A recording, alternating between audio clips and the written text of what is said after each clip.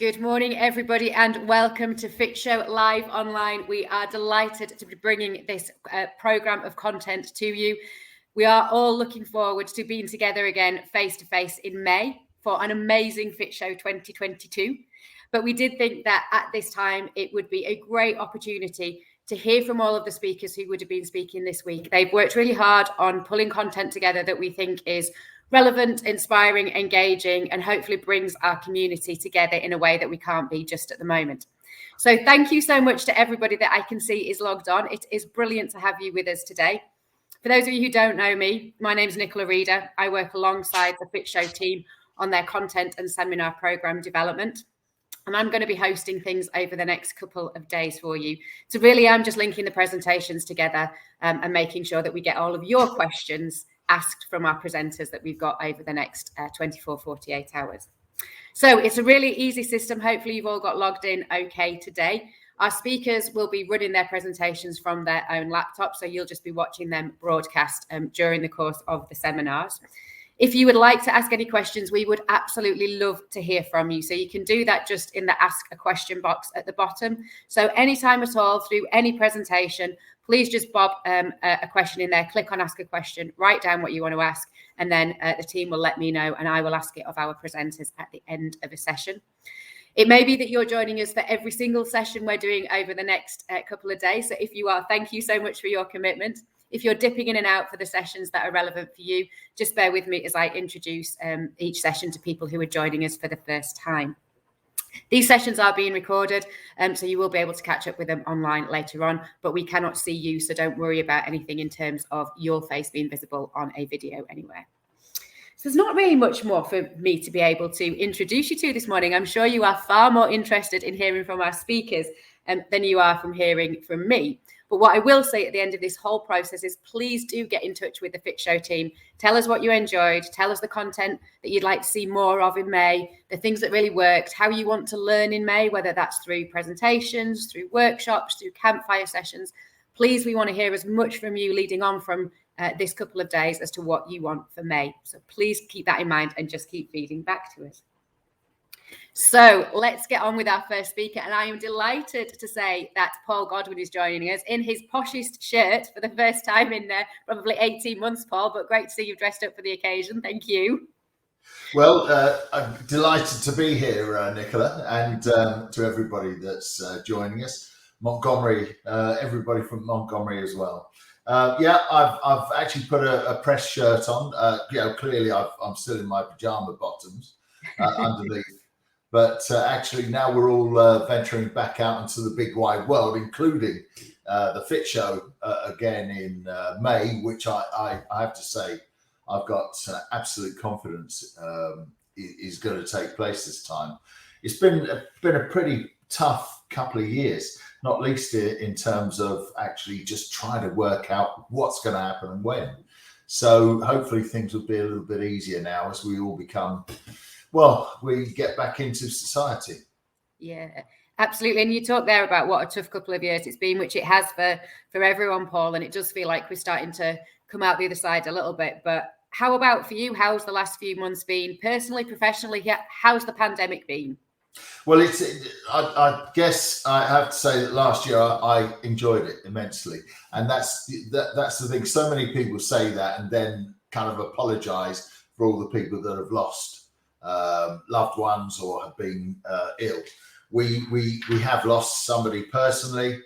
Our family, it was a great tragedy because especially as we all seem to be coming out of it then, with the vaccination rates. So we're not completely unscathed. Several members of my family more recently have become ill, but we seem to have dodged the bullet.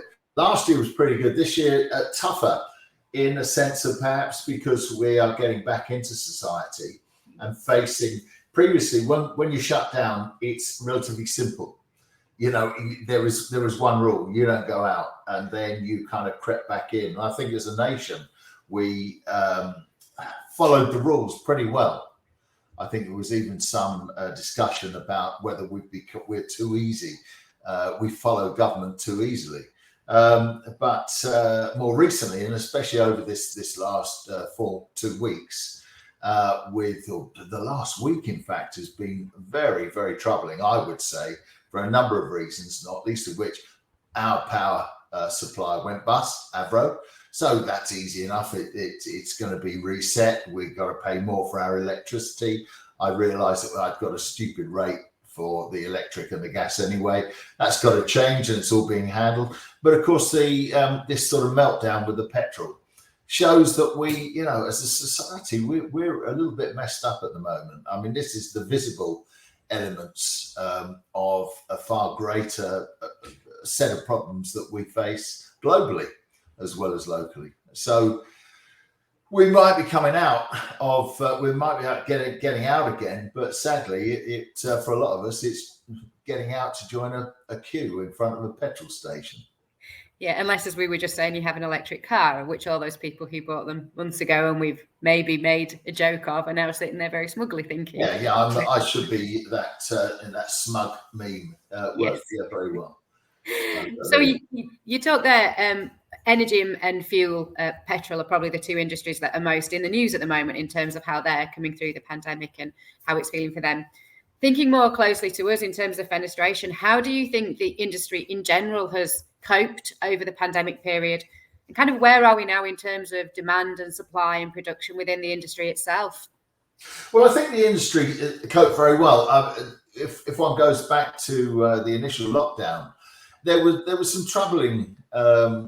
It seemed that a lot of installers locked down arguably a little too readily, but maybe they were happy to take an enforced break where perhaps they hadn't done so for some time before. It was quite a strange time. We adapted, I think, as an industry. When the government says you shut your gates, and I know there's some detail around there, but essentially it meant the factories just shut their gates and sent their people home. It's relatively simple. As I say, when you have simple instructions, people will follow them. I think we've all been faced with the vacillation towards the vaccination. Pun wasn't intended, but between the government decisions, that has been rather more troubling. What can we do? What can't we do? What should we do? What we shouldn't? But we were all relieved, I think, let alone the industry owners in our industry, to only have a couple of months of that initial lockdown.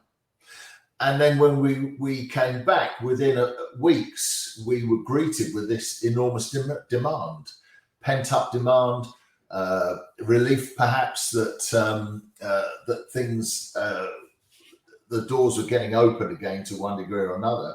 And obviously people being locked down in their homes and staring at the four walls, and that continued as we went through the year, drove this demand, this extraordinary demand. That demand, as has been shown by the release of Fencer installation figures recently in that organisation, GGF's market report, shows that actually demand has not been that much higher than 2019. I think it's under 2% month on month, but there were surges. But this has all been tempered by the incredible issues in terms of materials and component shortages. That has been the biggest problem. We're faced, as an industry, I love this business because it is led by entrepreneurs. There are now still a few MBAs, and well done you ladies and gentlemen for going down that route. But this is an entrepreneurially led industry. And as such, we all find, or those people that lead this industry, are used to dipping into their own personal resources of leadership. And that, I think, has produced a very, very healthy response from our industry to the issues, not just of COVID, but coupled with Brexit. And you can't look at these things in isolation. So we're very, very good at adapting, and I think that's been proven over the past 18 months. And in terms of, you kind of talked about how resilient, adaptive, and entrepreneurial industry's been, which is fantastic over the last 18 months. Where do you think things are going to go over the next 18 months? How will we continue to evolve as the industry comes out of the pandemic and we do get a bit more back to normal? Yeah, I don't think it's going to be normal for some time. I believe I look at these things fairly closely, and I have to say that all the indicators are that if we come out of it at all, it won't be for another 18 months. We will see, I think, some signs of relief from the intense problems that we have in terms of global steel shortages, the container shortages, transport shortages. But we are going to have to fight an awful lot of fires. I think we're realizing that. I found this weekend quite depressing with these other factors, such as staff shortages, not just driver shortages. And again, all of these things are amplified completely out of proportion. As I understand it, the shortages of drivers that have affected the delivery of fuel of 250, 300 drivers. That's crazy. But how much of this is down to, how much of these problems are down to a combination of Brexit, COVID? I think it's all down to that, essentially. And we the discussions are, well, who's at fault? Is it because the government testing departments, as one of my friends in the industry attests, we've lost 40 or 50,000 tests, HGV tests over the past 18 months. And I have to say, it's that kind of thing that is probably more responsible for this. But then, of course, others are quite happy to blame Brexit because all the drivers went home. Okay. On the other hand, a number of spectators have also said, well, the drivers from Eastern Europe drove down the rates anyway. Yeah, so this sort of thing is very confusing. The problem is, in this day and age, it's very difficult to get a clear idea on the truth. And therefore, how do we, as business people, respond to it? That's the difficulty, is getting hold of the right information at the right time. Which is a critical point in terms of what we're trying to do over the next couple of days with Fit Show Live online. And what we were hoping to do is bring some of that information that we know people go to the Fit Show for, to meet each other in network, but also to come and get some information and knowledge. And so when you found out that Fit Show were putting together this kind of 2-day online program of content, what were your thoughts about that? And what were you thinking that people could get out of the next few days from Fit Show online? I think we've got to learn to reconnect, Nicola. We're all used to this kind of thing now. Whether we like it or dislike it is another issue. Personally, it doesn't bother me, as you might imagine, to sit in front of a screen. It's been very, very easy the last 18 months in the sense of having the restrictions of what we can and can't do. And I think many of us have settled into this comfort zone that we can connect. And in many ways, it kind of makes a bit of a mockery of traveling for hundreds of miles to go and attend a meeting for an hour and then travel hundreds of miles to come back, or even 50 miles. But it's very, very important. Human interaction is essential. So we may have got away with this for the last 18 months and slipped into a kind of a very comfy fur-lined rut, if you'll pardon that expression. But we have to get out. We are human beings. We depend upon human interaction. And the reason that trade shows have been so successful is a trade show is a market. And even in the desert, in the Sahara, people will gather, to trade and to meet. And I look at things, I've always looked at trade shows, exhibitions, very much as a market, going back to these real basic human experiences and needs. So we've taken 18 months out necessarily. We are going back more, perhaps cautiously. I found it last week or the week before last. I actually went on my first aircraft flight. Now it wasn't too far; it was to Belfast and back the next day. But that actually was a trip. It was a step. It was a step out of this comfortable zone, comfort zone that we've had. Almost to it has been to isolate ourselves from society. We want to get that back now. Our human instinct is to interact with people, with each other. And after a period of confidence, restoring confidence, if you like, which I am going through and everybody else is having to go through as well, I think this is very important because it is pumping up the brand again. This is to say we are the Fit Show. We are still around. We have been around in that time. We've had some difficulties to deal with. The team has had a lot of problems to deal with, not least of which is looking into the future, which we would all love to do. But it has been incredibly troubling for problematic trying to anticipate the events industry, to anticipate, well, are we going to be let out? May became September. September has now become next May. It's just like the Euros. We are taking this whole thing forward. The feeling I get at the moment, because of this emerging, if you like, from screens and from our offices and from laptops on our kitchens at home and one thing or another, we are getting the confidence back. And the feeling I get is that people really are very, very enthusiastic about next May and about the Fit Show being live interaction with people. I was going to say, it's easy to see what you're most excited about in terms of getting back to meeting people and networking again. What do you think are exhibitors, or if we've got people joining us today who are usually visitors to the show, what are the things they can be doing over the next few months to really get ready and make sure they have a brilliant show? Because the opportunity is there in May. Fit Show is giving them that platform to really kind of accelerate and boost their performance. But what do you think those exhibitors can be doing to really make the most of the show come May time? I think mostly it's pretty much the same as everybody should be doing, both as exhibitors but as visitors, and that is prepare. Now we have to prepare in other ways. By the time we get to May, I would hope that we will be even more confident the way we handle the pandemic. I mean, I still actually will wear a mask, and people will say, well, good, Paul, I'm glad you wear a mask.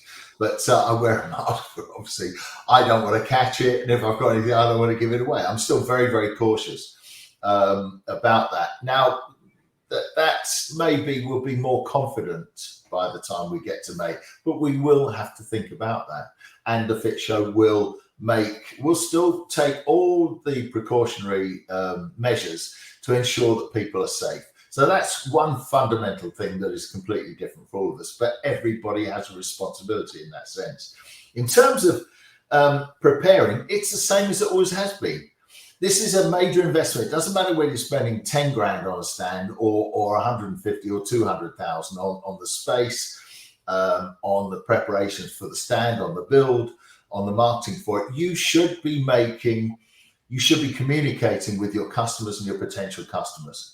Build a theme around your stand. There are so many that go into every show, any show, not just the Fit Show. Having spent 100 grand, an enormous sum of money, it's an investment. They've got to make the most of that investment. Yeah.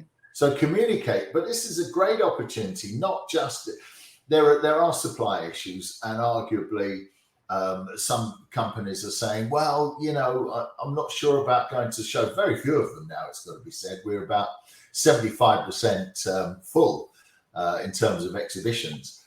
But there are one or two people understandably are saying, look, I'm struggling to get the products currently, and I'm a little bit nervous about that. This isn't about just product. This is less to do with product than to do with relationships. And too many, I've written several of them myself, too many companies their communication with their customers in the current period is about communicating price increases and product shortages with them.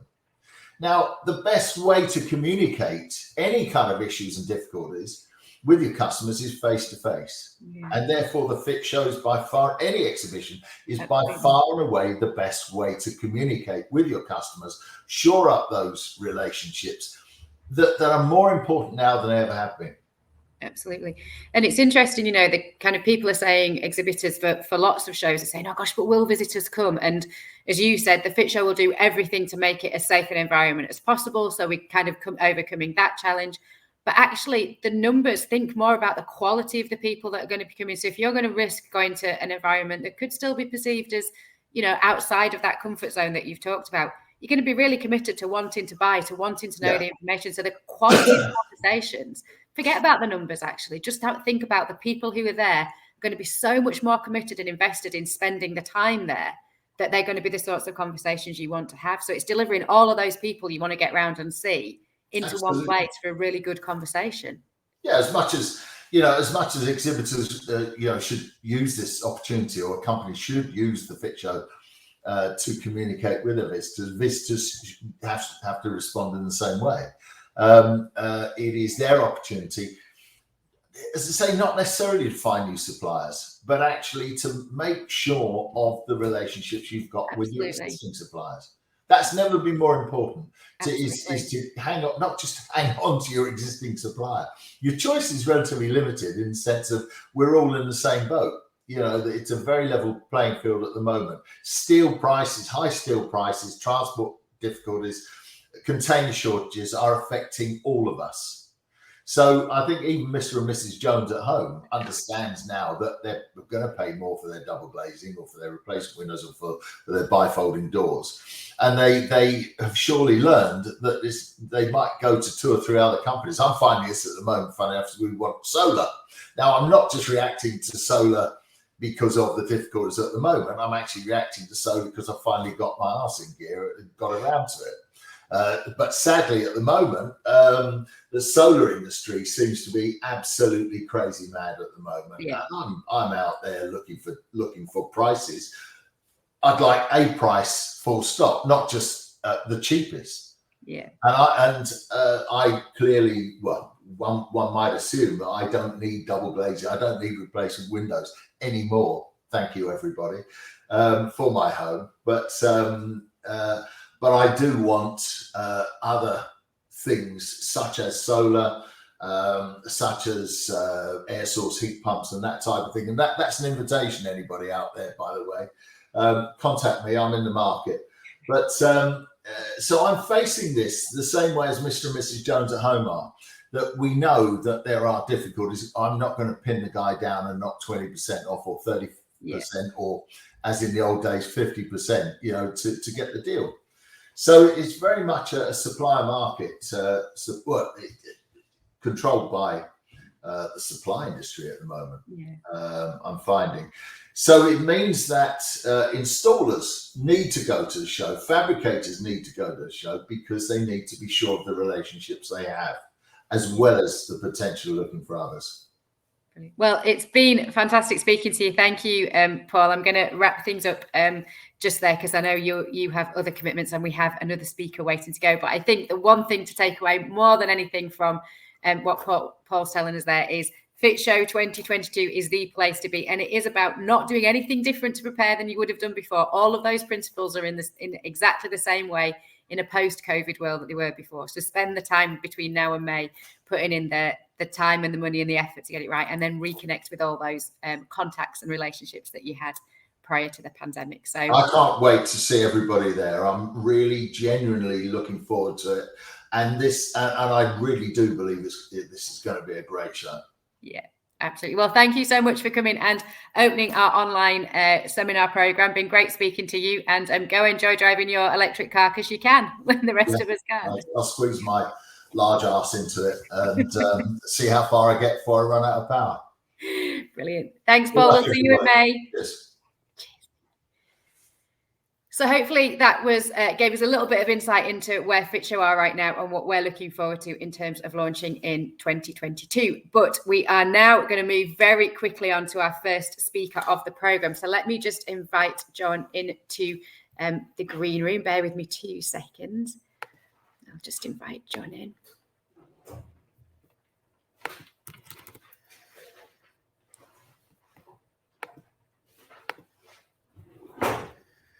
So John will be joining us very shortly from Renson. And the reason we wanted to get John along to speak to us today and to open this programme is that we know very much, as Paul talked about there, during the pandemic, during the time when we were all at home, that spending on at home increased significantly. And part of that was spending outdoors. And that's become a really interesting addition and diversification for many businesses working in our sector. So that key trend we think will continue on in beyond the pandemic as people continue to spend more money outdoors. We saw almost £4 billion going through the industry in 2020 as people added sunrooms or working from home areas and just generally improved their outdoor areas for work, for relaxation, for playing in. So John's going to join us and talk to us today just about what the opportunities are, what the trends are, what people are looking for, and how as businesses in the fenestration industry can use some of that trend and some of that performance in the market to diversify and grow your own businesses. So John should be joining us any second. I can see he's online. So hopefully, and don't forget, if anybody's joining us for the first time, if you weren't part of Paul's session, I just mentioned at the very beginning, we'd love to hear your questions. So please do just click on ask a question at the bottom of the screen and drop us whatever you want to know in there. And the team will make sure that I've got that question to ask of our speakers. So please do get involved. And if you have any feedback on things that you want us to develop for May 2022 for the live programme, any kind of different seminars or topics or areas that you want to hear about, then please do let us know and we will make sure we include those in the programme. So I'm still just waiting for John to join me now.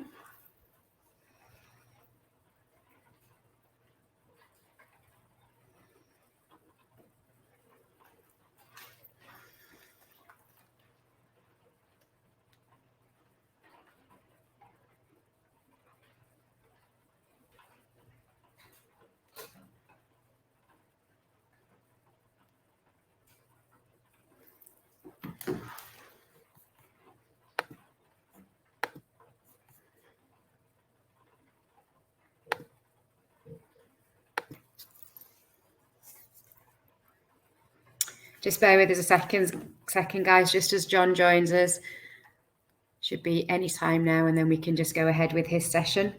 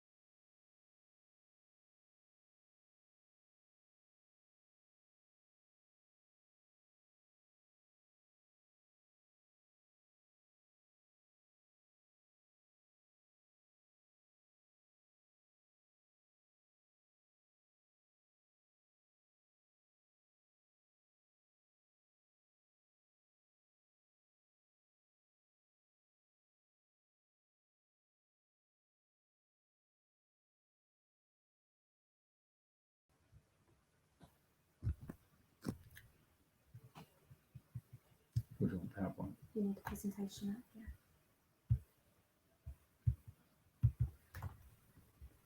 yeah. We got it. You got it? I did send it over. Have you? Sent it over on Friday. Oh,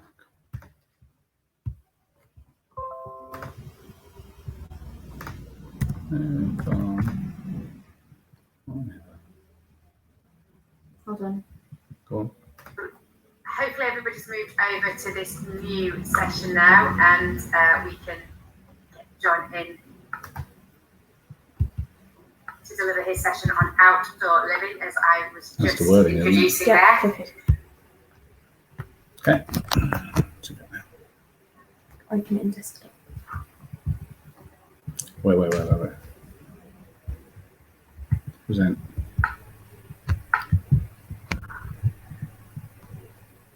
Open your desktop.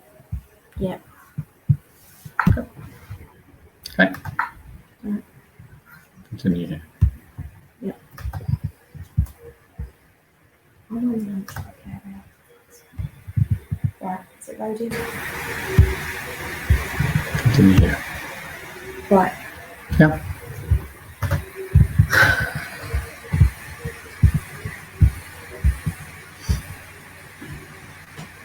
Right, so that is how you show your screen Okay. on that one now. So it's all on presentation, I can make it easier. Got my verbal. I have no verbal. Your camera, your microphone is on. You've Yeah. got your sound on down here.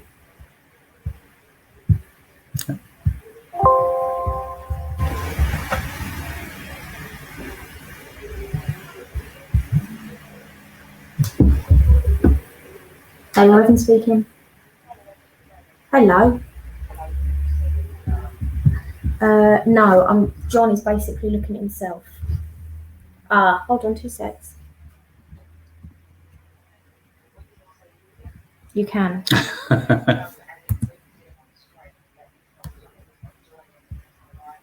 2 secs. Sorry.